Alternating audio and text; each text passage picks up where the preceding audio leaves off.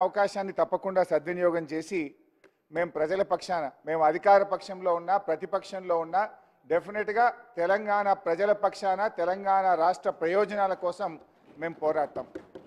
అయితే గౌరవ ముఖ్యమంత్రి గారు బయట మాట్లాడినప్పుడు మీరు ఎన్ని గంటలు మాట్లాడతారో మాట్లాడండి, మీ మైక్ కట్ చేయము, మీరు ఎంతసేపు మాట్లాడినా శాసనసభలో అవకాశం ఇస్తాము అని బయటనేమో చెప్తా ఉన్నారు. కానీ లోపలికి వస్తే మైకు రావడం కోసం అడిగి అడిగి మా గొంతులు మూగబోతున్నటువంటి పరిస్థితి ఉన్నది తప్ప మైక్ ఇచ్చే పరిస్థితి లేదు. సో దయచేసి మీతో కోరేది, గౌరవ ముఖ్యమంత్రి గారు చాలా విషయాలు సత్యదూరమైనటువంటి విషయాలు చెప్పారు, సభ హుందాతనాన్ని తగ్గించే విధంగా మాట్లాడారు. నేను ఆ విషయాలను రెక్టిఫై చేయాలి, సభ రికార్డ్స్ను దాన్ని కరెక్షన్ చేయడం కోసం నేను మాట్లాడే ప్రయత్నం చేస్తూ ఉన్నా. ఇకపోతే అధ్యక్ష, ముఖ్యమంత్రి గారికి కూడా నా సూచన ఏంటంటే, వారు మాట అన్నారు, నాకు ఇంత గొప్ప అవకాశం వచ్చింది చిన్న వయసులో. ఎస్, మీరు వ్యంగ్యం తగ్గించుకోండి, వ్యవహారం మీద దృష్టి పెట్టండి. మీ మాటల్లో వ్యంగ్యం ఎక్కువైంది, వ్యవహారం తక్కువైంది. ఇలా మీరు ఒక ముఖ్యమంత్రిగా ఈ రాష్ట్రాన్ని బాగు చేయడం కోసం చక్కగా మాట్లాడితే తప్పకుండా మేము సహకరించడానికి సిద్ధంగా ఉన్నాం. అయితే అధ్యక్ష, ఈరోజు మన రాష్ట్రానికి ఒక మంచి రోజు, చాలా గొప్ప దినం. ఒక రకంగా చెప్పాలంటే ఈరోజు కేంద్ర ప్రభుత్వం గౌరవ పివి నరసింహారావు గారికి భారతరత్న అవార్డు ఇవ్వడం ఇది మనందరికీ కూడా గర్వకారణం. అధ్యక్ష, నేను మీ ద్వారా ప్రభుత్వానికి ఒక చిన్న అప్పీల్ ఏంటంటే, ఇదే శాసనసభలో పివి నరసింహారావు గారికి భారతరత్న ఇవ్వాలని మనం ఏకగ్రీవ తీర్మానం చేసి పంపిస్తే, ఈరోజు కేంద్ర ప్రభుత్వం వారికి భారతరత్న ఇచ్చినందుకు ఈ సభలో ఏకగ్రీవ తీర్మానం చేసి మనము కేంద్ర ప్రభుత్వానికి కృతజ్ఞత చెప్పాలి. మన పివి గారి గౌరవాన్ని మనం పెంచుకోవాల్సిన అవసరం ఉంది. ఎందుకంటే మీరు పివి నరసింహారావు గారిని పట్టించుకోకపోయినా పివి ఘాట్ నిర్మించాం, అసెంబ్లీలో పివి చిత్రపటం పెట్టాం, పివి శత జయంతి వేడుకలను ఘనంగా జరిపాం, పివి గారి కూతురికి ఎమ్మెల్సీ ఇచ్చాం, పివి గారికి భారతరత్న ఇవ్వాలని నినదించాం. ఇవాళ అది నిజం కావడం ఇది యావత్ తెలంగాణ ప్రజలకు గర్వకారణం. మీరు బేషిజాలకు పోకుండా మీ కాంగ్రెస్ పార్టీ నాయకుడు పివి గారికి భారతరత్న వచ్చింది కనుక ఇవాళ పివి గారిని అభినందిస్తూ కేంద్ర ప్రభుత్వానికి ధన్యవాదాలు తెలియజేస్తూ ఈ సభలో బేషిజాలకు పోకుండా ఏకగ్రీవ తీర్మానం చేయాలని మీ ద్వారా సభానాయకుడిని కోరుతా ఉన్నాను అధ్యక్ష. ఇక రెండో విషయం అధ్యక్ష, గౌరవనీయులు ముఖ్యమంత్రి గారు నన్నెవరన్నా ఎమ్మెల్యేలు గెలవడానికి వస్తే మీ పార్టీ నాయకత్వానికి నమ్మకం లేదు, వాళ్ళతోని మీరు ప్రెస్ మీట్లు పెట్టించారన్నారు. నమ్మకం లేని మా నాయకత్వానికి కాదు అధ్యక్ష, మీ అధిష్టానానికి నమ్మకం లేదు. మీరు ప్రధానమంత్రి గారిని కలవడానికి వెళ్తే మీ వెంట ఉప ముఖ్యమంత్రి గారు పంపించిన చరిత్ర మీ పార్టీది. అదొక్కసారి మీరు గుర్తుపెట్టుకుంటే మంచిది.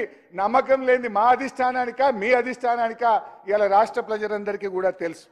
అధ్యక్ష, గౌరవనీయ ముఖ్యమంత్రి గారు ఇవాళ జీతభత్యాల గురించి 1వ తేదీనే జీతభత్యాలు ఇచ్చామని చెప్పారు. ఇది పూర్తిగా సత్యదూరమైనటువంటిది. నిన్న 7వ తారీఖు దాకా కూడా ఉద్యోగస్తులకు జీతాలు పడుతున్నాయి. ఇవాళ ఉదయం నా దగ్గరికి కాంట్రాక్ట్ లెక్చరర్లు వచ్చి, అన్నా 2 నెలలైంది జీతాలు రాలేదు, అసెంబ్లీలో మాట్లాడండి అని ఈరోజు ఉదయం కాంట్రాక్ట్ లెక్చరర్లు నా దగ్గరికి వచ్చారు. ఈ రాష్ట్రంలో 12,660 ఈజీఎస్ ఉద్యోగులకు ఇవాళకి జీతం బల్లే, వేలాది మంది ఐకేపీ ఉద్యోగులకు వివోఏలకు ఇవాళటి వరకు జీతం బల్లే, హాస్పిటళ్లలో అవుట్ సోర్సింగ్ ఉద్యోగులకు 2 నెలలుగా వేతనాలు లేనటువంటి పరిస్థితి, విద్యాశాఖలో సర్వశిక్ష అభియాన్లో ఇప్పటి వరకు ఉద్యోగస్తులకు జీతాలు రాని పరిస్థితి. నేను మిమ్మల్ని విమర్శించడం కోసం చెప్తలేను, 1వ తారీఖు ఇచ్చినమని సత్యదూరమైన విషయం సభలో చెప్పారు, కరెక్షన్ చేసుకోండి. మీరు 1వ తారీఖు ఇవ్వలేదు, 6, 7వ తారీఖు దాకా ఇచ్చారు. ఇంకా రానటువంటి వాళ్ళు కూడా చాలా మంది ఉద్యోగస్తులు ఈ రాష్ట్రంలో ఉన్నారు, వాళ్ళకు వెంటనే జీతాలు ఇవ్వండి అని మీ ద్వారా గౌరవ ముఖ్యమంత్రి గారిని కోరుతా ఉన్నా. అధ్యక్ష, పెన్షన్ల గురించి గౌరవ ముఖ్యమంత్రి గారు మాట్లాడారు. నేను ముఖ్యమంత్రి గారిని నేనేదో సవాళ్ళు విసరడమో ఛాలెంజ్లు చేయడమో చేయగలుగుతా, కానీ మీరు కొత్తగా వచ్చినారు, ఇంకా పూర్తిగా పరిపాలన మీద గ్రిప్ రాలేదు, ఇంకా రావాలి, సమయం పడుతుందని మీకు నేను కరెక్షన్ కోసం చెప్పే ప్రయత్నం చేస్తున్నా. జనవరి నెలలో గౌరవ హరీష్ రావు గారు మీ పేరు తీసుకొని ఏదైతే మాట్లాడిందో చెప్తున్నా, ఆ విషయాన్ని పేరు తీసుకొనే చెప్పిండ్రు. మీరు ఆర్థిక మంత్రి అని నా పేరు తీసుకొనే చెప్పింది కనుక చెప్తున్నా. ఎస్, వారు జనవరి నెలలో వృద్ధులకు వితంతువులకు ఆసరా పెన్షన్ ఇవ్వలేదు. ఆ నెల పెన్షన్ వినండి జనవరి నెల పెన్షన్ ఫిబ్రవరి 1వ తారీఖు 2వ తారీఖు నుంచి స్టార్ట్ చేసిండ్రు. అది ఫిబ్రవరి పెన్షనా జనవరి పెన్షనా? జనవరి నెల మొత్తములో ఆసరా పెన్షన్ ఈ రాష్ట్ర ప్రజలకు అందలేదు. జనవరి నెలలో ఇవ్వాల్సింది ఫిబ్రవరి 1వ తారీఖు నుంచి స్టార్ట్ అయింది. మరి అట్లా అనుకుంటే ఈ ఫిబ్రవరిలో జనవరిది ఫిబ్రవరిది రెండు కలిపి ఇస్తే అది కరెక్ట్ అవుతుంది. కానీ మీరు గొప్పగా ఏం చెప్తున్నారు?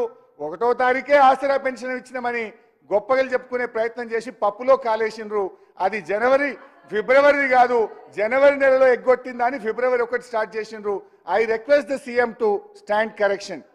అధ్యక్ష, ఇకపోతే రైతు బంధు విషయంలో కూడా గౌరవ ముఖ్యమంత్రి గారు మాట్లాడారు. రైతు బంధు విషయంలో వారు కొన్ని సంవత్సరాలది ఉటంకించే ప్రయత్నం చేసినారు. రైతు బంధులో వారు చెప్పిన దాంట్లో కొంతవరకు సత్యం, కొంతనేమో సత్య దూరం. ఏంటి? మేము చిన్న రైతులకు 7,500 కోట్లు రైతు బంధు వేయాల్సి ఉంటే దాదాపు 6,000 కోట్లు మొదటి నెల రోజుల్లోనే ఇచ్చాం. ఏదైనా చివరి 200, 300, 500 కోట్లుంటే ఆలస్యం జరిగి ఉండొచ్చు.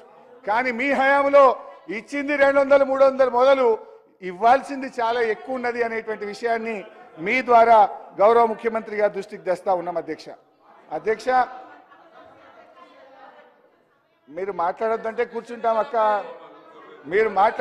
కూర్చుంటాం అక్క. అధ్యక్ష, ముఖ్యమంత్రి గారు ప్రతిసారి నా మీద ఓ అగ్గిపెట్ట ముచ్చట తీసుకొస్తారు.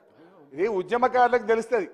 ఆ ఆవేదన, ఆ తపన, మా తన్లాట ఆ రోజు. ఎందుకంటే మీరేనాడు అమరవీరులకు శ్రద్ధాంజలి ఘటించిన వాళ్ళు కాదు, ఏనాడు అమరవీరుల కుటుంబాలను పరామర్శించిన వాళ్ళు కారు, ఏనాడు పాడెమోసిన వాళ్ళు కారు.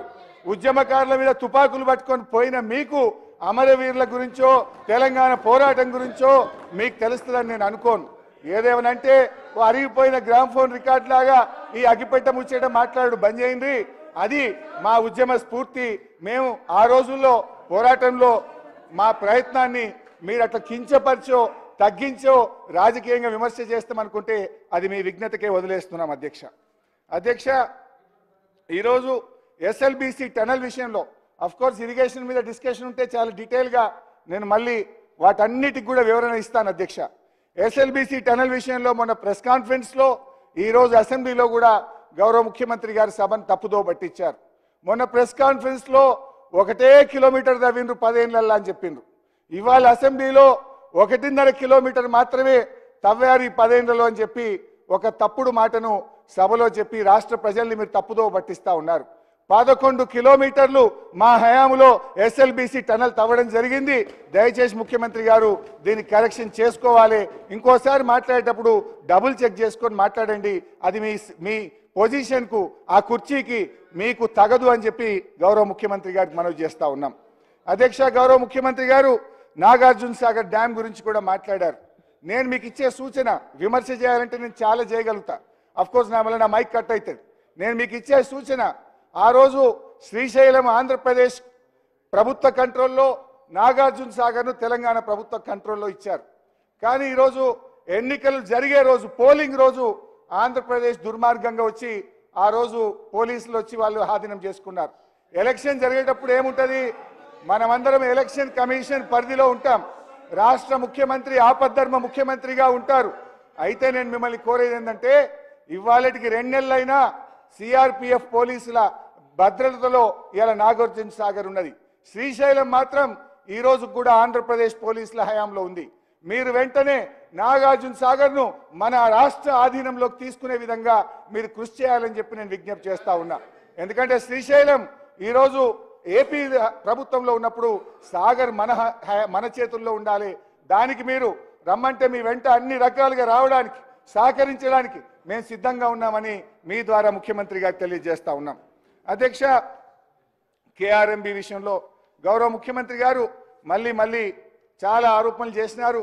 నాకు క్లారిఫికేషన్ సమయం లేదు. కానీ ఇవాళ నేను అడిగేది ఒక్కటే, కేఆర్ఎంబిని అప్పచెప్పింది ఎవరు? మీరు కాదా? మినిట్స్ చదివి వినిపించమంటారా? 2 మినిట్లలో మీరు మీ ప్రభుత్వం వచ్చిన తర్వాత 17వ తేదీ 1వ తేదీ 2 మీటింగులు జరిగినాయి.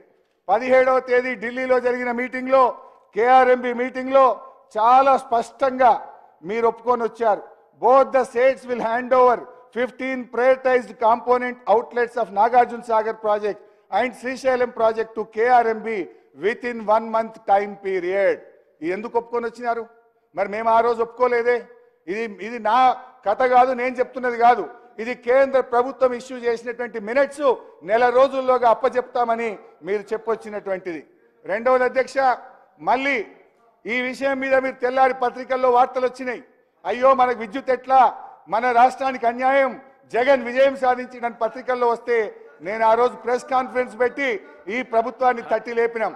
అయితే లెట్ మీ కంప్లీట్. మొత్తం చెప్పినాక క్లారిఫై చేయమనండి. మొత్తం చెప్పినాక క్లారిఫై చేస్తే ఇంకా వాడికే మంచిగా ఉంటుంది. రెండవది